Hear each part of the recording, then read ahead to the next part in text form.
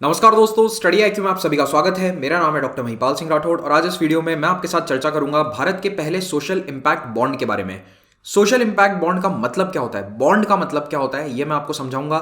साथ ही साथ ये जो नया बॉन्ड जारी किया गया है, ये किया है पिंपरी चिंचवाड़ म्युनिसिपल कॉर्पोरेशन और यूएनडीपी ने मिलकर। तो इसका टारगेट क्या होगा, किस तरह से इसमें इन्वेस्टर्स के पैसे वापस आएंगे, इन सभी बातों को हम डिस्कस करेंगे इस वीडियो में। तो शुरुआत करते हैं, लेकिन पहले मैं आपको बता देता हूं कि मेरे से अगर आप जुड़ना चाहते हैं सोशल मीडिया पर, तो ट्विटर, फेसबुक या इंस्टाग्राम पर महिपाल राठौड़ मेरा हैंडल है और इसी नाम से आपको मेरा टेलीग्राम चैनल भी मिल जाएगा, जहां पर आप लेक्चर्स के पीडीएफ डाउनलोड कर सकते हैं। तो पिंपरी चिंचवाड़ म्युनिसिपल कॉर्पोरेशन कहां पर स्थित है? महाराष्ट्र में। इसने भारत का पहला social impact bond SIB release किया है और इसमें इनका कोलैबोरेशन है किसके साथ? यूनाइटेड नेशंस डेवलपमेंट प्रोग्राम के साथ में। सोशल इंपैक्ट बॉन्ड की इसकी खास बात यह रहेगी कि इसमें कुछ टारगेट होंगे और अगर टारगेट पूरे होते हैं तो ही सरकार का पैसा इसमें खर्च होगा। कैसे, मैं आपको समझाता हूं।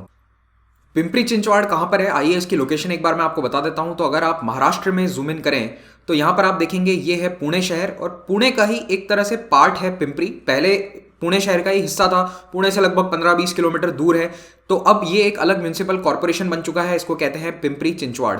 तो ये है पुणे शहर और ये है पिंपरी, और जो म्युनिसिपल कॉर्पोरेशन है उसको कहा जाता है पिंपरी चिंचवाड़।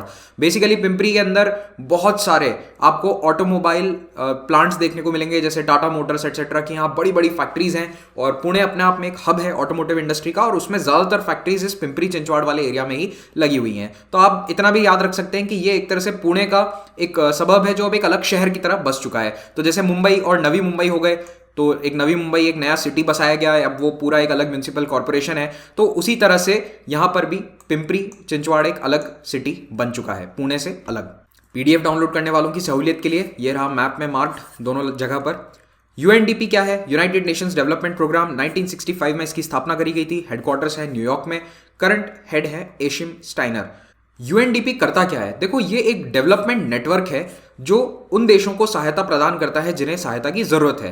अब वो सहायता टेक्निकल भी हो सकती है, इन्वेस्टमेंट कोऑपरेशन भी हो सकती है। ऐसा नहीं है कि ये पैसा देता है, बल्कि ये टेक्निकल हेल्प अवेलेबल कराएगा ताकि लोगों का जीवन स्तर सुधर सके।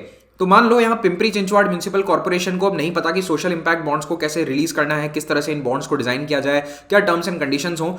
तो जिन शहरों ने ये काम किया है किसी और कॉन्टिनेंट पर, किसी और देश में, वहां से एक्सपर्ट्स को यूएनडीपी लेकर आएगा और पिंपरी चिंचवाड़ को वो एक्सपर्टीज प्रदान करेगा। इस तरह के काम यूएनडीपी करता है। तो आप बहुत सारे प्रोजेक्ट्स में यूएनडीपी का सहयोग देखेंगे, तो ये भी एक उसका एग्जाम्पल है।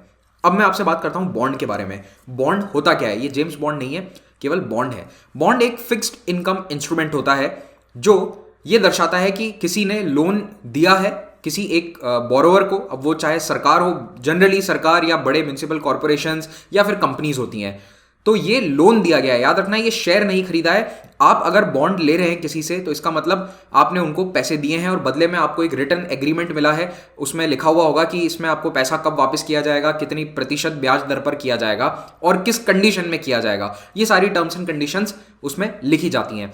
जनरली सरकारें बॉन्ड जारी करती हैं जब कोई बहुत बड़ा प्रोजेक्ट उन्हें चलाना होता है और बजट में उनके पास उसके लिए पैसा नहीं होता है, या फिर कुछ एक्स्ट्राऑर्डिनरी सर्कमस्टांसेस होते हैं, जैसे कि युद्ध हो गया। तो उसका एक उदाहरण देता हूं आपको। वर्ल्ड वॉर के समय, वर्ल्ड वॉर 2 के समय to be precise, United States government ने बड़े स्तर पर वॉर बॉन्ड्स जारी किए थे। वॉर बॉन्ड का मतलब यह है कि सरकार के नुमाइंदे शहर शहर में घूमते थे, रैली वगैरह होती थी और वहां पे लोगों से बोला जाता था कि आप सरकार को पैसा दो, युद्ध के लिए हमें पैसा चाहिए। मान लो मैं एक आम नागरिक हूं, तो मैंने वहां पर सरकार को दिए 50,000 रुपए, तो मुझे एक एग्रीमेंट मिलेगा लिखा हुआ, उस पर लिखा होगा कि इन्होंने 50,000 रुपए दिए हैं। युद्ध जीतने के स्थिति में 5 साल बाद हम इनको इतने प्रतिशत इंटरेस्ट पर ये 50,000 रुपए वापस लौटा देंगे। तो इस तरह से बॉन्ड जारी किए जाते हैं जब सरकारों को कोई बहुत बड़ा ऑपरेशन या प्रोजेक्ट फाइनेंस करना होता है। और इस बॉन्ड के जारी होने के बाद मैं, यानी कि कोई भी आम नागरिक, क्या बन गया? यूएस सरकार का डेट होल्डर। तो यूएस सरकार, मैं केवल आपको एग्जांपल दे रहा हूं, और बहुत सारी सरकारें हैं जो इस तरह के बॉन्ड समय समय पर जारी करती रहती हैं। लेकिन इस सोशल बॉन्ड में क्या अलग होता है? देखो, सोशल इंपैक्ट बॉन्ड बिल्कुल वैसा ही है। यहां पर भी लोगों से पैसा मांगा जाता है पब्लिक सेक्टर या गवर्नमेंट अथॉरिटी के द्वारा, और उसमें वादा क्या होता है कि आपको हम कुछ ऐसी सर्विस देंगे शहर को, देश को, जिससे वहां के सामाजिक जीवन स्तर पर कुछ असर पड़ेगा।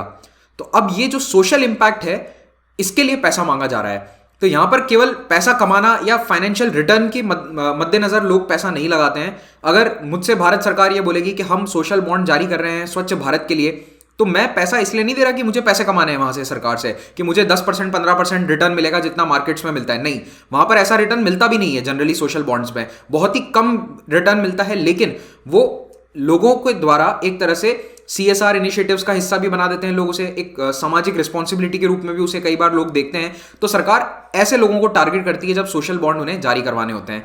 तो पहली बार सोशल इंपैक्ट बॉन्ड जारी किए गए थे 2010 में यूके में। तो पीटरबरो नाम की एक जगह है, वहां पर एक जेल है, तो उस जेल में सुधार के लिए पैसे इकट्ठे किए गए थे। ये पहला सोशल इंपैक्ट बॉन्ड था दुनिया में कहीं पर भी। तो यहाँ 5 मिलियन पाउंड इकट्ठे किए गए 17 इन्वेस्टर्स से। तो आप देख रहे हो कि बहुत ज्यादा इन्वेस्टर नहीं है, केवल 17 लोगों ने मिलकर 5 मिलियन यानी 50 लाख पाउंड इकट्ठे किए, और इससे इन्होंने जेल में कुछ सुधार कार्यक्रम चलाए। टारगेट क्या था कि रीऑफेंडिंग रेट को कम करना है। रीऑफेंडिंग का मतलब कि आदतन अपराधी जो एक बार जेल से छूटकर फिर से जेल आ जाते हैं किसी ना किसी अपराध के कारण, ऐसे लोगों की संख्या को कम करना है। ये उनका टारगेट था। तो उनके सुधार के लिए, उनको नौकरियां दिलाने के लिए इस तरह के प्रोग्राम्स चलाए गए। और उन्होंने क्या करा, एक सर्वे करा कि हम 5-6 साल में सर्वे करते हैं और उससे पता चलेगा कि रेट कम हुई या नहीं। तो इन्होंने एक पीटरबरो प्रिजन हो गया और कोई आसपास की दूसरी जेल थी, उसको कंट्रोल ग्रुप बना दिया। तो उन्होंने ये नोटिस किया कि 7 साल में ये रेट 9% गिर गई, यानी कि पीटरबरो जेल में जुर्म करके फिर से आने वाले यानी आदतन अपराधी जो होते हैं उनकी संख्या 9% कम हो गई। और टारगेट क्या लिया था इन्होंने, 7.5% का। तो टारगेट से ज्यादा इन्होंने सक्सेस अचीव करी। तो इसके कारण ये जिन लोगों ने इन्वेस्ट किया था उन्हें सरकार ने पैसा लौटाया। वो बॉन्ड के जो पैसे थे वो 5 मिलियन पाउंड लौटाए, लेकिन कितने इंटरेस्ट पर, 3% इंटरेस्ट पर। ये उनका कॉन्ट्रैक्ट हुआ था। अब ये पैसा सोचो किसी ने मार्केट में लगाया होता तो ऑब्वियसली 15 से 20% रिटर्न आराम से मिल जाता, लेकिन सरकार का कॉन्ट्रैक्ट क्या था, ये एक सोशल इंपैक्ट बॉन्ड है, तो यहां पर केवल 3% पैसा होगा। अब इसी तरह का प्रोग्राम अगर सरकार चलाती तो सरकार क्या है, पैसा कई बार सरकार डालती है तो वो वापस आता नहीं है, प्रोग्राम सक्सेसफुल होते नहीं है। लेकिन जब प्राइवेट इन्वेस्टर्स का पैसा यहाँ लगा था तो जो पूरा प्रोग्राम है उसमें काफ़ी पारदर्शिता थी और उसके कारण ये सक्सेसफुल रहा। अब आगे बढ़ने से पहले मैं आपको बताना चाहता हूं कि स्टडी आईक्यू का यूपीएससी स्मार्ट कोर्स लॉन्च हो चुका है। यूपीएससी 2022 की अगर आप तैयारी कर रहे हैं तो इस कोर्स को आप अवेल कीजिए। इसमें आपको वीडियोस के अलावा कई अन्य फीचर्स मिलेंगे जो इसे एक स्मार्ट कोर्स बनाते हैं। तो इसके लिए आपको स्टडी आईक्यू ऐप डाउनलोड करनी होगी या फिर studyIQ.com वेबसाइट पर जाकर भी आप इसको कंप्यूटर या पीसी पर कोर्स को अवेल कर सकते हैं। इस कोर्स पर अभी आपको 10% एक्स्ट्रा डिस्काउंट मिलेगा। 26 जनवरी के उपलक्ष्य में हमारी सेल चल रही है और आपको कोड यूज करना है REPUBLIC10। अब ये जो पिंपरी चिंचवाड़ म्युनिसिपल कॉर्पोरेशन ने बॉन्ड जारी किया है ये कैसे काम करेगा, तो देखो ये वाला जो सोशल इंपैक्ट बॉन्ड है इसके अंदर भी एक टारगेट है जो तय कर दिया गया है, कॉन्ट्रैक्ट होगा कि ये टारगेट है, ये अचीव होगा तभी पैसे वापस आएंगे। तो अब ये टारगेट अचीव करने से क्या होगा कि जो प्रोग्रेस है उसको ट्रैक करेंगे तभी तो पता चलेगा कि कितना आगे बढ़ रहे हैं। तो यहां पर कंटिन्यूअसली प्रोग्राम देखा जाएगा, ट्रैक करेंगे, यूएनडीपी या उसके जो भी ऑफिसर्स या ऑब्जर्वर्स हैं वो भी इसको देखते रहेंगे और इससे ट्रांसपेरेंसी बनी रहेगी इन्वेस्टर्स के प्रति। तो ये मैकेनिज्म से हमें ये मालूम चलेगा कि ये प्रोग्राम सही से चल रहा है, वहां पर इफेक्टिवनेस है, एफिशिएंसी है और उससे ये प्रोग्राम बेहतर तरीके से आगे बढ़ सकता है। प्रोग्राम क्या है, हेल्थ केयर को इंप्रूव करना। पिंपरी चिंचवाड़ म्युनिसिपल कॉर्पोरेशन ने कहा है कि हम पैसा इकट्ठा करेंगे सोशल बॉन्ड के माध्यम से अपने शहर में स्वास्थ्य सुविधाएं बढ़ाने के लिए, लोकल रेजिडेंट्स के लिए हेल्थ केयर इंप्रूव हो। और इसमें पिंपरी चिंचवाड़ म्युनिसिपल कॉर्पोरेशन का पैसा अब नहीं लगेगा क्योंकि पैसा कहां से आएगा, बॉन्ड जारी करके। तो जो लोग बॉन्ड में पैसा डालेंगे उनसे पैसा लेकर ये हेल्थ केयर सुविधाएं बढ़ाई जाएगी और इससे म्युनिसिपल कॉर्पोरेशन यानी सरकार का जो इन्वेस्टमेंट रिस्क है वो थोड़ा सा कम होगा। यूएनडीपी इंडिया इसको सपोर्ट कर रही है इस पूरे प्रोग्राम को यूजिंग इनोवेटिव फाइनेंशियल मॉडल। और ये फाइनेंशियल मॉडल क्या है, बॉन्ड का। और ये हेल्थ केयर का जो पूरा मॉडल है, हेल्थ केयर स्ट्रक्चर है, इसको बेहतर करना यूनाइटेड नेशंस के सस्टेनेबल डेवलपमेंट गोल्स का भी एक इंपॉर्टेंट हिस्सा है। और यूएनडीपी काफी हद तक इसी के लिए काम करती है कि सस्टेनेबल डेवलपमेंट गोल्स को हासिल किया जा सके। तो यूएनडीपी इंडिया ये चाहती है कि भारत में एक successful public health care model हो और उसके लिए पीसीएमसी के साथ इन्होंने पहली बार ये कोशिश करी है। हो सकता है ये मॉडल और भी शहरों में आगे रेप्लिकेट किया जाए। और पिंपरी चिंचवाड़ शहर का लक्ष्य क्या है कि 2030 तक भारत का सबसे बेहतरीन शहर बनना, most liveable city in India. अब वैसे हर साल बहुत सारी रैंकिंग्स आती है कि दुनिया का बेस्ट सिटी कौन सा है, भारत का बेस्ट शहर कौन सा है। लगभग सभी में पुणे, बेंगलुरु या हैदराबाद ये शहर टॉप करते हैं। बहुत सारे अलग अलग इंडाइसेस निकाले जाते हैं इसमें। याद रखना 2018 में भारत सरकार के ministry of housing and urban affairs ने भी इसी तरह की एक रैंकिंग जारी करना शुरू करी थी। तो उसमें 2019 में पुणे बेस्ट सिटी था, पुणे बेस्ट शहर था जहां पे इंसान रह सकते हैं। लेकिन जो 2020 की रैंकिंग है वो अभी तक जारी नहीं हुई है, जैसी जारी होगी मैं आपको बता दूंगा, उसके ऊपर भी स्टडी IQ वीडियो बना देगा। तो आपको बस ये याद रखना है कि अभी जो सरकारी रैंकिंग है उसके अनुसार पुणे बेस्ट सिटी है, और पिंपरी चिंचवाड़ का टारगेट है कि वो पुणे को भी पीछे छोड़कर अपने पड़ोसी से आगे निकल जाए। अब यहां पर दूसरे अन्य प्रोजेक्ट्स के से डिफरेंस क्या है, तो देखो सरकार यहां पर आउटकम फंडर का कॉन्सेप्ट लेकर आई है, यानी कि अगर हेल्थ इंडाइसिस में सुधार हुआ, अगर एक्चुअली में हेल्थ केयर सुविधाएं बढ़ी, तो फिर इसका जो पैसा है बॉन्ड का वो इन्वेस्टर्स को लौटा दिया जाएगा। तो ट्रेडिशनली क्या होता है कि सरकार के प्रोजेक्ट्स में सरकार का पैसा बहुत ज्यादा लगता है इनिशियल टाइम पीरियड में, लार्ज एंड अर्ली इन्वेस्टमेंट। मान लो सरकार कोई नया हॉस्पिटल बनाने जा रही है, तो उसके लिए सरकार को कुछ करोड़ 100-200 करोड़ रुपए पहले डालने पड़ते हैं। उसके बाद वो प्रोजेक्ट धीरे धीरे 5-10 साल में बनता है, फिर वो उसकी कॉस्ट रिकवर होनी शुरू होगी, किस प्रकार से लोगों की हेल्थ पर या समाज में कुछ उसका इंपैक्ट आता है। लेकिन यहां पर क्या है कि इनिशियल इन्वेस्टमेंट किसका हो गया, सारा सरकार का। तो सरकार को तो काफी सारा पैसा डालना पड़ता है। अब सरकार ने बॉन्ड का मेथड लाकर क्या किया है कि अपना इनिशियल रिस्क कम कर दिया है। मान लो सरकार ने 200 करोड़ में कोई हॉस्पिटल डाला और वहां कुछ धांधली हो गई, हॉस्पिटल ठीक से काम नहीं किया, कंस्ट्रक्शन अच्छा नहीं हुआ, डॉक्टर्स नहीं मिल पाया, ऐसा होता है बहुत बार भारत में, आप जानते ही हैं। तो ये सरकार के तो 200 करोड़ रुपए पूरे व्यर्थ चले गए। इसकी बजाय अगर 200 करोड़ रुपए बॉन्ड के माध्यम से रेज कर लो, और यहां पर प्राइवेट इन्वेस्टर्स हैं तो वो पूरा ध्यान रखेंगे कि प्रोजेक्ट सही से काम कर रहा है या नहीं, चल रहा है या नहीं, प्रोग्रेस उसकी ट्रैक होती रहेगी, तो काफी श्योरिटी हो जाती है कि ये 200 करोड़ रुपए का यूटिलाइजेशन काफी अच्छा रहेगा। और ऐसे में सरकार क्या करेगी, जब 10 साल बाद इसका इंपैक्ट दिखना शुरू होगा तो ये 200 करोड़ रुपए इन्वेस्टर्स को लौटा देगी। तो सरकार के पास भी क्या एक श्योरिटी आ गई कि ये प्रोजेक्ट सही से होगा और हम 200 करोड़ रुपए आज नहीं तो कल लौटा देंगे। तो ये इस तरह का मॉडल है।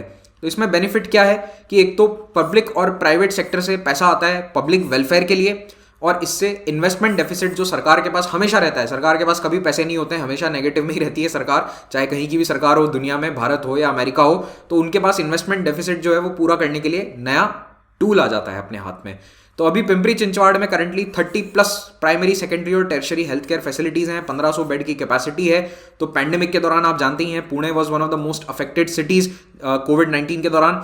तो पिंपरी चिंचवाड़ में भी काफी केसेस थे, तो उस समय वहां की म्यूनिसिपैलिटी को ये लगा कि हमें हेल्थ केयर सुविधाएं और बढ़ानी चाहिए, इसीलिए अब इस पूरे हेल्थ इंफ्रास्ट्रक्चर को अपग्रेड किया जाएगा, बेहतर क्वालिटी का स्टाफ, बेहतर क्वालिटी का इंफ्रास्ट्रक्चर लाया जाएगा, और आने वाले 10 सालों में डेफिनेटली इससे वहां के लोगों की जो हेल्थ की स्थिति है वो सुधरेगी। अब पैलेडियम ग्रुप को सरकार ने और UNDP ने अपॉइंट किया है इस बॉन्ड को स्ट्रक्चर करने के लिए। वैसे इतना इंपॉर्टेंट नहीं है, बस बता दिया, जानकारी देना मेरा काम है। पैलेडियम ग्रुप आपसे कोई पूछने वाला नहीं है। UNDP इस PCMC के प्रोजेक्ट को, SIB को कैसे सपोर्ट कर रही है, अपने SDG फाइनेंस फैसिलिटी के द्वारा।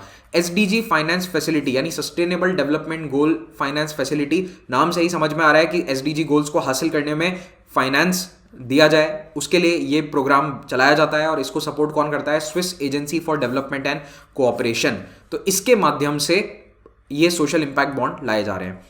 लेक्चर के अंत में बस एक एडिशनल पॉइंट आपको बताना चाहता हूं। पिंपरी चिंचवाड़ म्युनिसिपल कॉर्पोरेशन ने 2018 में एक और इनोवेटिव प्रोजेक्ट स्टार्ट किया था जो आपको पता होना चाहिए। इसका नाम था क्राफ्ट समला।